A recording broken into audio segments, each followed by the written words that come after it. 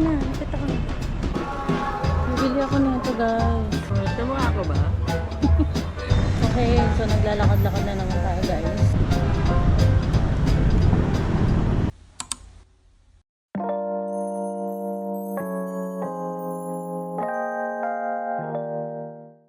Good morning again, guys. Hello, this is the next day after ng airport natin. So, ayun. First thing in the morning. Late na tayo. Dapat ang bala ko is 7 a.m. I mean 8 a.m. nakalabas na tayo. Pero ngayon 9 a.m. na. Kasi nga dahil dun sa eSIM ko. Nag-reply naman sila kanina 8:30. Hinihingi na yung order number. Tapos hanggang ngayon 9 a.m. na wala nang sunod na reply. So iniisip ko na ngayon kung punta na lang, mag-book na lang ba ako ng Grab papunta sa nearest na Vietel, yung bilihan ng SIM card. Para bibili na lang ako ng SIM card or magwe-wait ako sa kanila. Pero kasi 9 a.m. na, sayang naman yung oras. Iikot-ikot sana tayo ngayon dito sa District 1 ngayong umaga bago tayo umuwi ng hapon kasi may tour tayo mamayang hapon. Tapos nagugutom na din ako. So let's see kung magre-reply na ba sila. Pero parang gusto ko na lang umalis para bumili ng SIM card kasi sayang talaga yung oras, 'di ba? So balikan ko kayo, guys, kung anong decision natin. Hello. So currently nandito na tayo sa Vieto. Wala, nauwi tayo sa pagbili na lang ng SIM card. Nakapila pa ako sa Limaris lang. Pero wala naman masyado tao. So, ayun. Tapos, wala pa tayong pera. Dahil ang bala ko nga dapat, yung una kong gagawin today is, mag-withdraw. So, ang gagawin na lang natin, card mo yung gagamitin natin pag may internet na tayo. So, balikan ko kayo, guys. Guys, nakabili na tayo ng SIM card. Right now, nandito ako sa Grab. Grabe yung experience. So, para lang makabili na ako ng SIM card. Kasi, cash lang pala na tanggap nila. Wala pang cash. So, nag-withdraw na ako. Tapos, bumalik ako sa kanila. So, ngayon, papunta na tayo ng post office.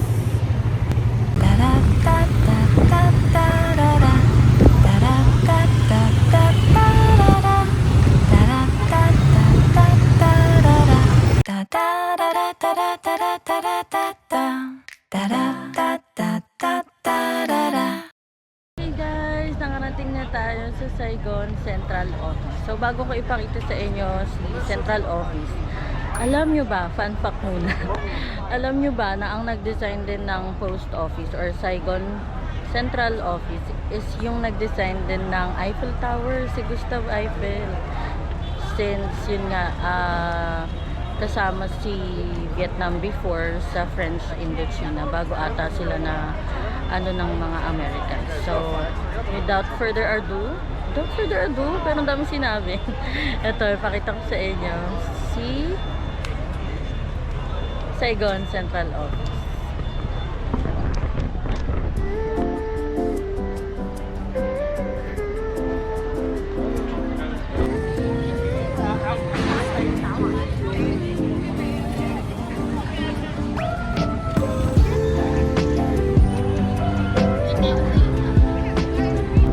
Alam nyo, guys, iba yung itsura niya sa sa personal kaysa kapag nakikita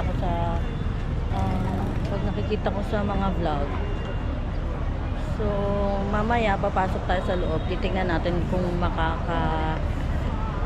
pagpadala tayo ng letter sa Philippines kasi madaming tao, baka marami nagpapadala. Di ba, late nga tayo. So nga pala, update sa SIM card natin, nakakuha na tayo sa Vietel. Ang kinuha ko is 5 gig a day. Wala silang 4 days lang, laging 1 month yung for data only nila. So okay na din kasi mas mura naman siya kaysa sa airport. 135,000 dong siya. Tapos, so ayun, wala na tayong chance dun sa sa eSIM. Gusto ko na siya ipa-refund, pero kung hindi man ma-refund, bahala na. Gusto ko na lang mag-enjoy. makikita rin dito sa harap ng post office yung Notre Dame or the Notre Dame Basilica Cathedral. Right now, under construction siya. Pero, originally, 2017 nag-start yung construction niya. Originally, 2 to 3 years lang yung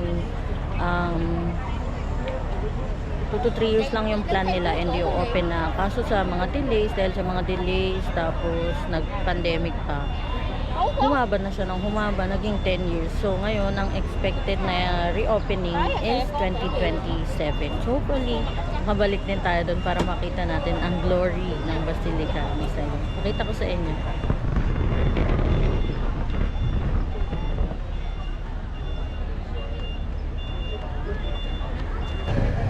So, actually, meron din akong hinahanap na building dito. Kasi parang hindi ko na siya makikita. That is yung 22 Gialong Street. Dati kasi kita siya dito kasi parang dumami ata yung puno. Nakita ko na. So, hindi ko sure kung yun siya sa search ko. Pero kung yun siya, ipapakita ko sa inyo. So,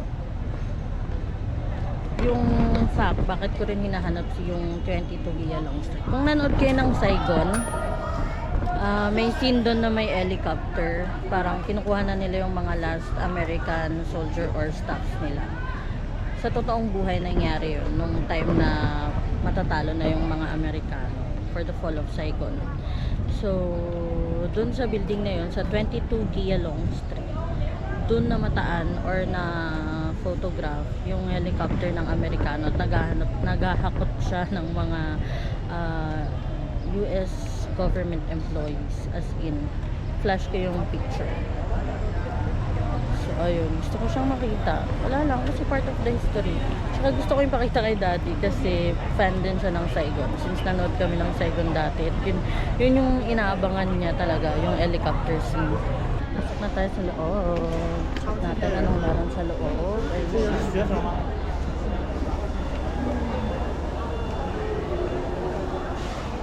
Daming tao, guys. Okay, may mga bilihan sa gilid. Ayan. So, ayun dito yung mga pagpapicture. Tapos mag-isa na tayo. Check natin. Daming tao, daming nagpapadala. So, baka hindi na lang tayo magpadala. So, ayun, gusto ko pa naman. If may time tayo sa mga sunod na araw, yun na lang yung gagawin natin. For now, ikutin muna natin. Okay.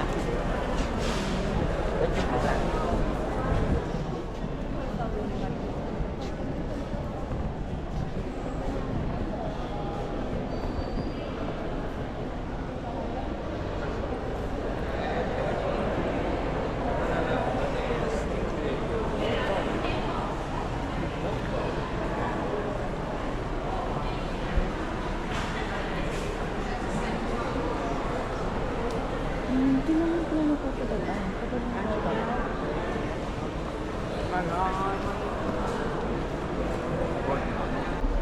Ito yung souvenir section ni post office.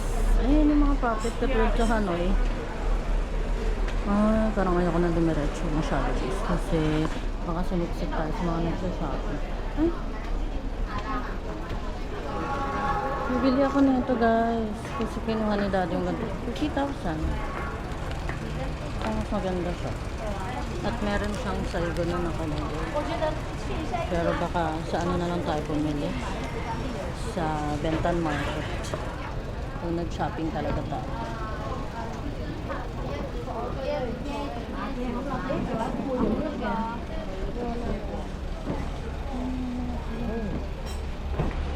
Lấy cái gỗ khác cho bà đi.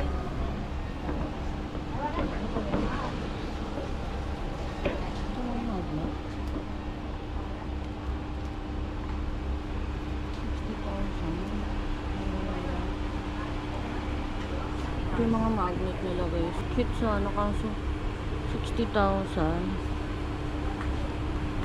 Anyways, tourist spot to. So, expect na mas mahal. Labas na tayo, guys, para hindi na tayo makasiksik kasi medyo madami nagsashopping.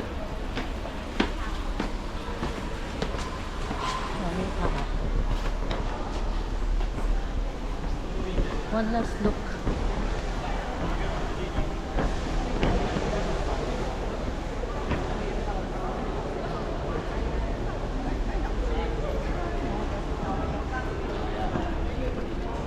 Okay, labas na tayo guys.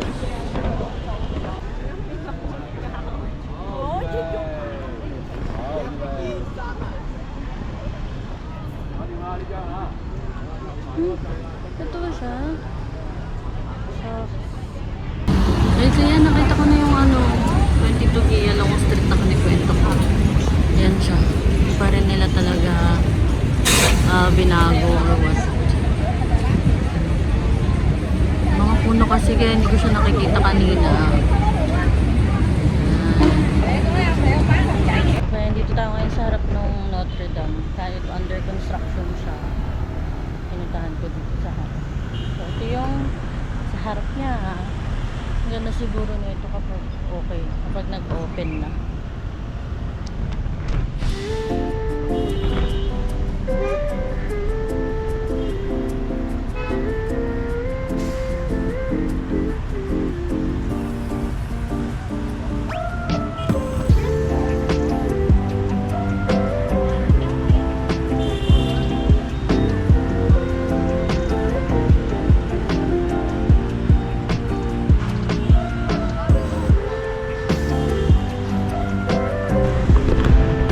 Pahabol nga pala, kaya matagal din yung construction ni Notre Dame is because yung mga materials na ginagamit for Notre Dame is directly from France pa, as in galing France siya, kaya lahat ng materials siya, pati yung mga blocks, yung mga ganon, as in galing France. So yun, isa rin yun sa nagpatagal ng renovation ni Notre Dame.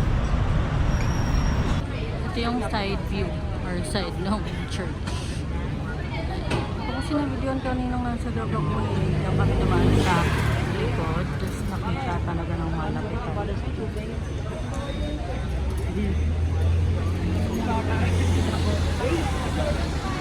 Sa tabi lang din ng Bentan Market tuloy ng post office. Sa tabi lang din ng post office, si Book Street. Actually, Book Street. Lililim tayo para ma-kwentong sa inyo yung facts about Book Street.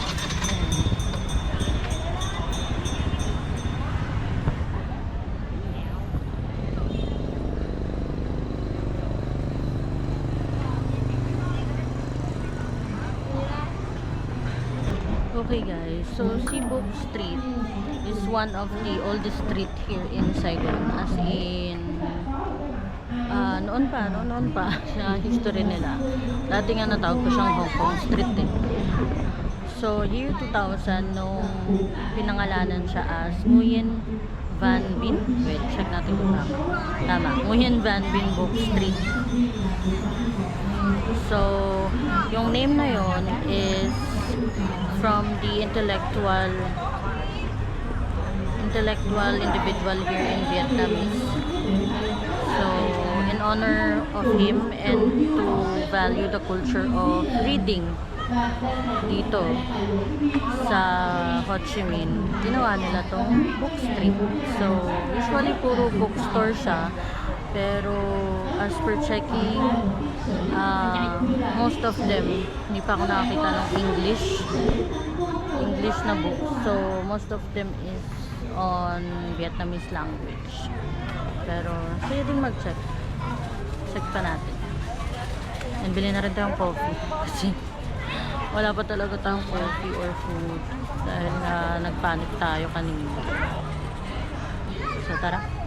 Trong một buổi họp hay không? Và còn có Thanh Phương thì cô Thanh Phương cho tụi khảo sát thị trường ở đây là tụi em sẽ trải nghiệm hết tất cả các nhãn hàng cũng như For 50,000 dollars.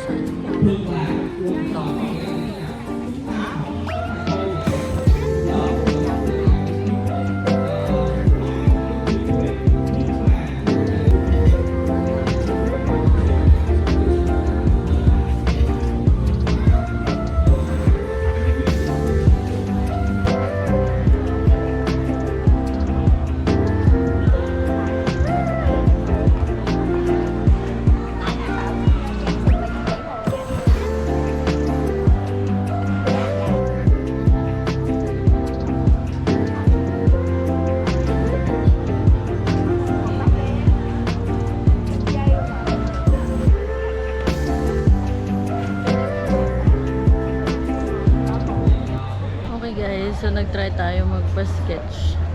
Dito, yung nakita natin na 50,000 dong per sketch. And here's the result.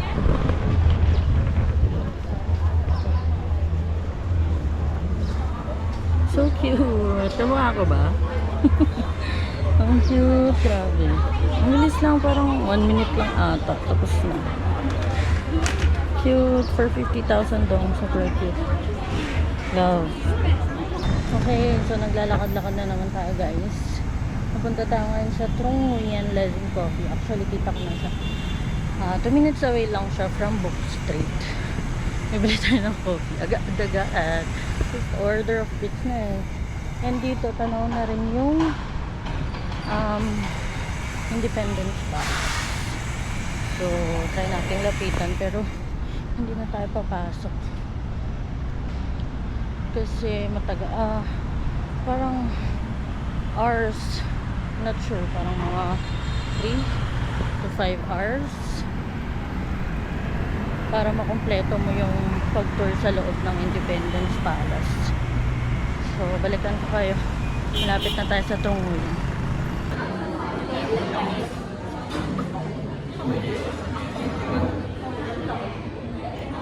Okay guys, so nakabili na tayo ng Trung Nguyen.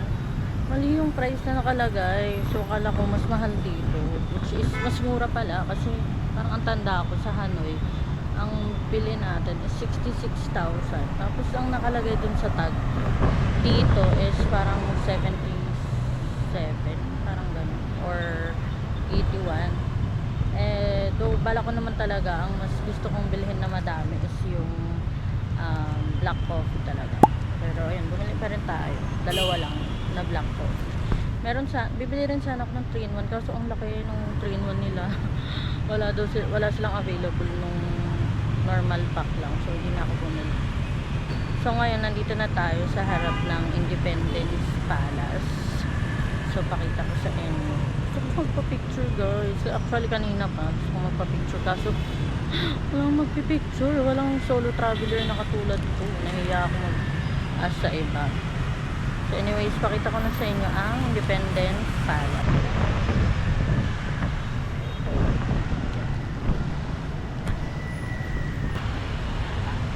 So, formerly known siya na Reunification Palace. Pero, nung Fall of Saigon, ayun, pinalitan siya to Independence Palace dahil nga sa Fall of Saigon. Tapos, hindi ko sure kung makikita natin yung tank. Wala ata. Yun yung tank na nag-crash sa gate ng Independence Palace. Parang yun na yung signal na tapos na ang gera. Sorry. Parang yun nga ata. Yun nga ata talaga ang meaning. So, ayun siya. Hindi na natin papasukin, guys. Mamaya. Hindi na natin siya papasukin, guys, kasi yun nga, sobrang haba nung time na kailangan para ma-tour mo yung loob. Marami namang picture sa website. Actually, parang mga kwarto lang siya ng mga meetings, mga hall, mga ganun. For meetings, for hall, office, ganun. Ganda ng ano dito. Vibe, no? Wait. What do you like about this girl? I mean, there's like a lot of things. I'd probably start with... I like the way she smiles. She got me staring for a while. Got me staring for a while. Yeah. Baby, it's our conversation. She's my favorite notification. She knows how to dress for special occasions. She got me thinking life could be better. These songs start to feel like love letters. I should tell her now, would I ever? It is what it is, man, whatever. Whatever, yeah, whatever. I'm telling you now, it's whatever. Whatever, yeah, whatever. I'm telling you now, it's whatever. She keeps me close. In the friend zone, yeah, but I don't mind it too much though. Why? Okay, so pupunta tayo ngayon sa coffee shop malapit sa Airbnb natin. Coffee na lang muna ako. Malapit naman na yung food tour natin. Grabe, nakayanan ko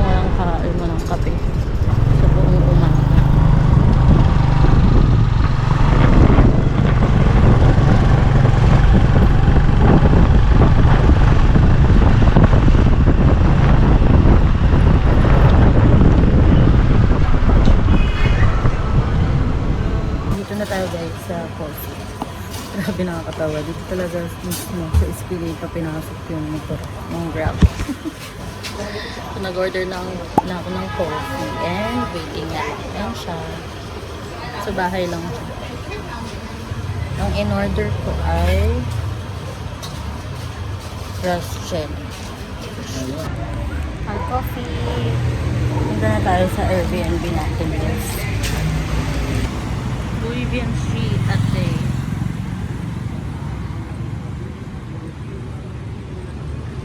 Okay guys, so we're back na ulit sa ating Airbnb. Grabe ang init. Alam nyo, sa sobrang panic ko kanina, hindi ako nakapagdala ng payong. Galit na galit. Hindi tayo nakapagdala ng payong. Kahit sombrero ko nakalimutan ko. Buti na lang, meron ako nung jacket. So, hindi sobrang init. Alam mo naman tayo, mga Pilipino, kahit mainit naka-jacket kasi yung pang cover natin sa init. Oh my god, di nababalik yung skin natin guys. Charing. Akala mo naman flawless. So ayun, rest lang muna tayo. Niisip ko kung maliligo ba ako. Kaso baka kasi sobrang init eh. Galing tayo sa labas. So baka mag-freshen up lang. Tapos maghintay na lang tayo for our food tour. Grabe, nakayanan natin guys na walang kain-kain. Grabe. So, ayun. Update sa eSIM. Hindi ko alam. Hindi ko na chinek yung message nila kasi gusto ko nang i-enjoy yung day natin ngayon. And then, meron tayong may isa tayong hindi napuntahan na meron pa rin akong ginawang itinerary. So, may pupuntahan sana tayo, which is yung Tianhao Pagoda. So, siya, Chinese temple siya. And then, pwede ka rin mag-pray doon. Mag-ano ka ng incenso. Tapos, ayun. Gusto ko siyang puntahan kasi maganda yung niya, yung architecture daw niya. So, let's see kung masisingit natin siya sa ibang araw. Kasi gusto ko araw natin siya mapuntahan. So, ayun. Saglit lang naman siguro yun na ilang minutes. And then, gusto ko rin bumalik sa post office. Kasi, hindi tayo nakapagpadala ng letter kasi nga sobrang daming tao. So, baka next time, aagahan natin ng sobra para yun yung pupuntahan natin. Tapos, para wala pa masyadong tao. So, ayun lang. Thank you sa pagsama sa akin sa pagiging panic ko. Hindi ata masyado clear yung explanation ko kanina dun sa SIM card. So, naalala ko na siya bago ako umalis dito na kailangan ko nga ng cash para sa SIM card. Tapos, tumatakbo yung oras. Nawala sa isip ko. So, pumunta ako, dumiretso ako dun sa SIM card. Nung ako na yung nasa counter, yun nga, cash lang talaga yung tinatanggap nila. Tapos, buti na lang, naalala ko, yung sinearch ko rin yung TP Bank. Sa TP Bank pa rin tayo nakapag-withdraw. Hindi ko na siya na film. Kasi labas lang yung niya, yung ATM niya. So, sinearch ko rin kasi siya. Tapos, naalala ko, nakabilang street lang siya nung Vietel SIM card. Nakakatawa nga kasi umikot pa ako. Yun pala, may mas malapit na way na lang, for TP Bank. Tapos, ayun. Thankfully, pagbalik ko sa Vietel, hindi na nila ako pinapila. Tinawag na ako nung nakausap ko dun sa counter. Kasi pagbalik ko guys, dumami na yung tao, as in. Tapos medyo matagal pa naman yung nila, yung transaction kasi kukunin pa yung passport mo, ganyan. So, bili natin sa SIM card is 135,000 dong. For 30 days na siya, yun nga, kasi nga wala ngang 4 days lang na parang 1 week, ganun. 30 days yung pinakamababa nila. And 5 gig a day. May mas mababa pa dun, pero sige, kunin na natin si 5 gig a day para sure na rin tayo. Though, feeling ko naman hindi makukonsume yung 5 gig a day kasi usually naman kung umuwi pa rin tayo dito or nasa tour tayo, hindi ako masyado nagpo-phone pag ganun. Lagi lang nagfi-film. So, ayun lang. See you later sa ating food tour. Kakain na tayo at last! See you later! Pahinga muna tayo.